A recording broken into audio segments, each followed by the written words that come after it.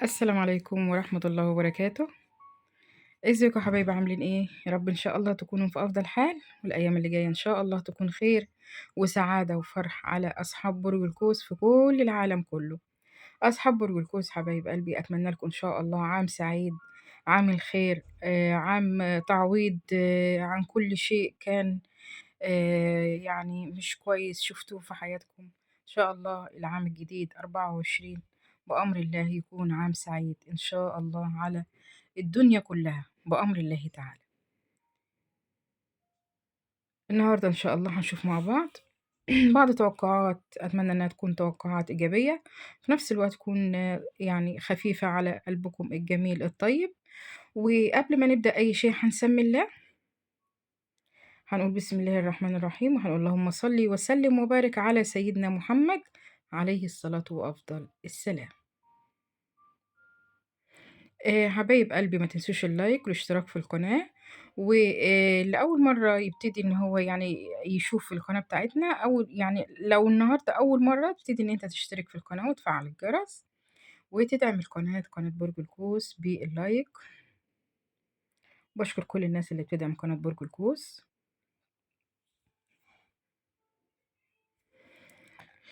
يلا كده نستحضر النية بتاعتنا، وإن شاء الله تكون طاقة إيجابية معانا بأمر الله. هنسمي الله بسم الله.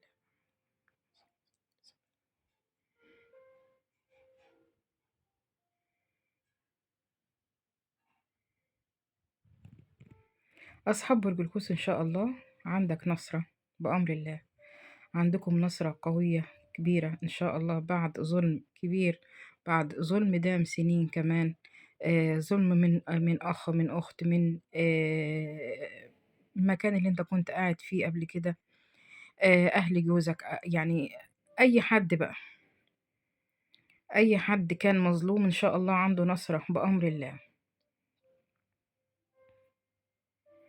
برج القوس أنت بتحب الشريك كتير، عشان كده هو مغرور، يعني هو بيتعامل معاك بغرور عشان هو عارف متأكد إن أنت بتحبه جدا جدا. يعني أنت متعود عليه بتقول أنا خلاص يعني ما أقدرش إن أنا أستغنى عن الإنسان دوت وكده. ولكن في حدود، وفي لازم تقيم نفسك. أنت تستحق أحسن من كده بكتير، تستحق راحة بال، وتستحق حد يعني يشيلك كده جوه عينيه، لأنك أنت بصراحة أصحاب برج القوس كمان يعني الناس اللي هم القليلين الموجودين موجودين معانا، يعني تلاقيهم متميزين بمعاملتهم، وعندهم سماحة في قلبهم، عندهم يعني سماحة حتى يعني في الوجه بتاعهم عندهم سماحة. فأنت يعني المفروض إن الشريك يتعامل معاك بشكل غير كده، ولكن أنت اللي بتديله الفرصة، أنت اللي بتديله الفرصة. تأنى شوية مع نفسك، ما تبينش حبك قوي. مش بقولك ما تحبش، ما تبينش حبك قوي للشريك لأنه هو مغرور.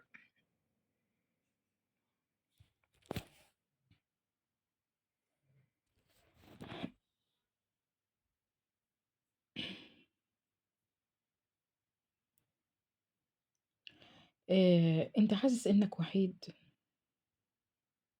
لإنك غربلت الغربال ونزل منه كل الأحباب، بس هتتعرّف على ناس كتير، وهتتعرّف بعد كده على أشخاص هيعوّضوك الماضي، ويعوّضوك الناس اللي جرحوك وطعنوك في ضهرك. يا برج القوس ما تخافش، ما تحسّش إنك وحيد في الدنيا، لأ، أنت إن شاء الله بأمر الله الحاجة الكويسة هي اللي متشالة ليك بأمر الله. حتى أشخاص كويسين هتقابلهم، هتتعرّف عليهم، ممكن في ناس كمان اتعرّفت على بعض أشخاص يمكن يعني لسه في الأول، ولكن إن شاء الله بدايات حلوة بأمر الله.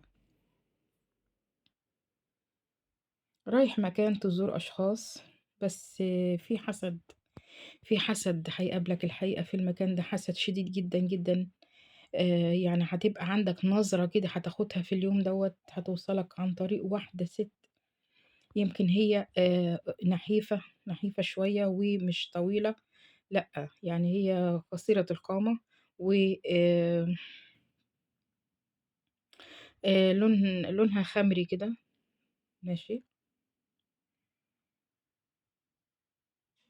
هي ديّة الحقيقة اللي هتحسدك جدًا، جدًا، يعني يمكن كمان الحسد ده يعني يخلّيك تتعب شوية، تتعب يعني هتمُر بوعكة صحية، ده كلّه من شدة الحسد عليك يا برج القوس. احذر وحاذر وتحصّن يا برج القوس. عندك تجمُّع إن شاء الله مع الأهل والأبناء، وهتقضّي وقت حلو إن شاء الله جميل معاهم، وتضحك شوية من قلبك، ويعني هتفتكر ذكريات كانت سعيدة. وهتقول كده بالنص: يا ريت الزمن يرجع تاني وأنا كنت أعيد الأولويات وأدخّل أشخاص معيّنة حياتي، وكنت أعيش بالطريقة ديّة. يعني هتبتدي إن أنت تفتكر ذكرياتك الحلوة إن شاء الله. عندكم موعد مهم جدًا مع أشخاص، بس الأشخاص دي مش عادلين، يعني مش بيحكموا بالعدل، واكلين مال، واكلين ورث، واكلين حق يتيم، حاجة زي كده. آآ القعدة ديّة أنت يعني مش مستعد ليها، لإنها هتيجي لك فجأة كده. يعني هييجي لك تليفون وحد هيقول لك في كذا، ماشي، ولكن احذر طبعًا، لازم يكون في حد معاك كويس بيفهم في الأمور اللي هي القضائية، ما تمضيش على أي حاجة كده، لازم تفكّر، لازم يبقى في فرصة، لازم تعرف، لازم كمان لو هُم هيشتروا حاجة منّك لازم إن أنت تحسبها كويس جدًا، وتخلّي حد يعني يعني تعرض عليه الشيء ده عشان هو اللي يقول لك ده يساوي التمن ده، أو عشان هُم ما يضحكوش عليك. إن شاء الله آن الأوان إنك هتاخد حقك بأمر الله، بس الأشخاص اللي هيكونوا موجودين ديّة طبعًا احذر منهم جدًا. معانا حرف السين، معانا حرف السين، معانا حرف العين، معانا الحاء والألف والياء. احذر من الحروف ديّة جدًا، جدًا، جدًا. ناس كتير من حبايبك، يعني ناس كتير من حبايبك كده هيكونوا عندك في ممكن عندك فرحة إن شاء الله، بأمر الله عندك فرحة إن شاء الله. أنت بتبكي بينك وبين نفسك، بتبكي يا برج القوس ليه؟ ليه يا برج القوس النظرة الحزينة ديّة؟ الأيام ديّة يعني متأزمة عليك شوية، وعليك أقساط، عليك أقساط مطلوبة، وعليك سداد ديون. في حد بيطالبك بحاجة، يعني في حد بيطالبك بحاجة وأنت يعني يمكن مش مستعد ليها، أو الظروف ما سمحتش، ولكن إن شاء الله، إن شاء الله هتسدها يعني بأمر الله. سكتك خضرا أهيّة إن شاء الله، وعتبتك خضرا بأمر الله.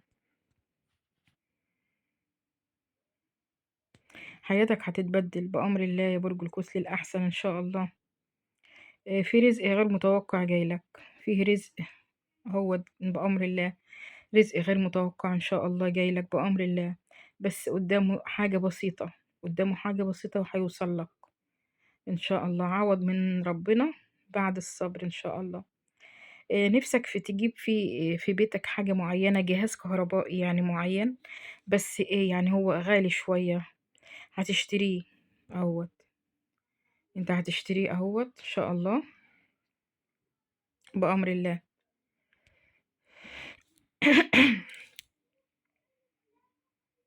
أنت عندك صداع مستمر الفترة ديّة، مشغول بالك دايمًا بتفكّر حاجات كتيرة جدًا شاغلة بالك، ولادك شاغلين بالك، عندك سفر اتأجّل كذا مرّة مشغول بيه جدًا، جدًا، عندك أوراق متعطّلة، في شخص أنت خايف منّه، في شخص أنت خايف منّه، الشخص ده بيهدّدك بشيء، الشخص ده بيهدّدك بشيء، أنت خايف منّه جدًا، جدًا، وقلبك يعني دقات قلبك ساعات أنت بتسمعها بشكل غير طبيعي. طيب في حاجة هتظهر ليك في الفترة اللي جاية دي إن شاء الله، يعني حاجة هتكون ملكك وأنت ما كنتش تعرف عنها حاجة، هيوصلك الشيء ده بأمر الله. يعني في حد هيقول لك أنت ليك حاجة بس أنت ما تعرفهاش، يعني ليك مثلًا عقار أنت ما كنتش تعرف عنه حاجة، ليك سَنَد أنت ما كنتش تعرف عنه حاجة، ليك مال في مثلًا متجمّع عند حد، المهم إن أنت في حاجة، يعني حاجة كويسة فيها خير ليك، أنت ما كنتش تعرف عنها حاجة، ولكن الفترة اللي جاية إن شاء الله هيوصلك خبر عنها بأمر الله.